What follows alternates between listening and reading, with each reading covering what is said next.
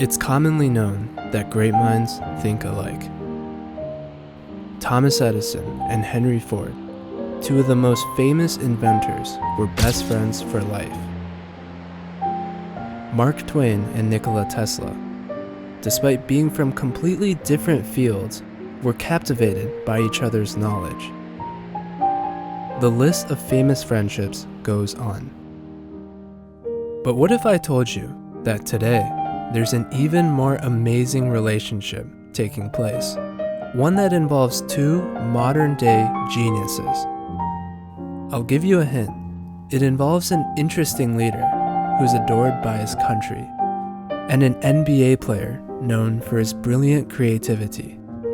I think you're starting to see why these two get along. Great minds really do think alike.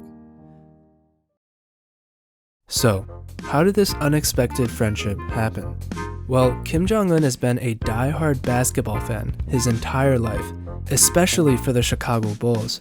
And being a supreme dictator of a country, you can pretty much do whatever you want. So he decided to extend the Michael Jordan an invitation to come over and chat. It couldn't hurt to ask. It's not like Kim had anything better to do. Anyways, spoiler alert, Michael Jordan declined. Keep in mind that at this point, no American had ever met Kim Jong-un in person. But the North Korean officials weren't giving up. Kim was going to get his NBA player. They contacted the next famous person from the Bulls, Scottie Pippen, but he declined. Finally, they reached out to Dennis Rodman, who actually accepted. To be honest with you, I think he might have confused North Korea with South Korea. When Dennis arrived, he had no idea who Kim was, or why the crowds were in tears cheering. I said, who's that little guy right there? They said, that's our supreme leader. But the two got along pretty well.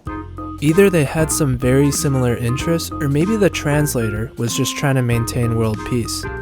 But who knows, because afterwards Kim and Dennis hung out like regular friends. They supposedly played basketball, sung karaoke, and even went water skiing on a private island.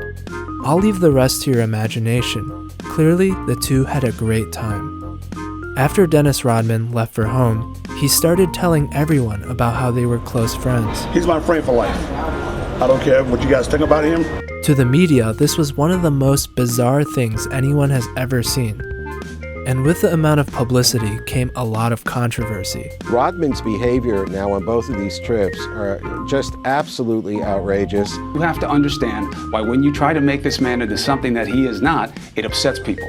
From the way Dennis described his experience, it's easy to forget that Kim is an infamous dictator. But let's be honest, does this look like someone who would actually care? In fact, Dennis went on multiple trips to North Korea. He supposedly held Kim Jong-un's newborn daughter, and even sang happy birthday to him in front of a crowd. But Dennis wasn't just there to hang out with Kim. He was on a mission. In his own mind, he saw himself as the only person who could fix the relationship between the US and North Korea. Dennis wanted everyone to see how Kim was actually a really cool guy. He even encouraged Barack Obama to call Kim Jong-un and talk things over. But of course, this didn't happen.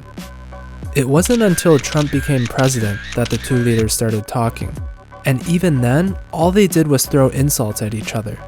But guess what? Dennis was currently the mutual friend of Trump and Kim. Now more than ever, he had the ability to prevent potential nuclear war. His clever plan was to gradually introduce North Koreans to Trump. Now, this seems ridiculous to the average person, but you see, Dennis was playing 4D chess the entire time, because in the following year, for whatever reason, Trump and Kim set aside their differences and announced a peace meeting. No one actually knows what caused this to happen, but it was great news, especially for Dennis. And today is a great day for everybody. Singapore, Tokyo, China, everything. It's a great day. It is a great day. This is a historic day. I'm so happy. You were saying to me years ago that you thought this would happen. In the end, all of the criticism he received and the trips he made paid off. As absurd as it is, there's no denying that Kim and Dennis had a great relationship. It's gonna be a while until we see another friendship like this.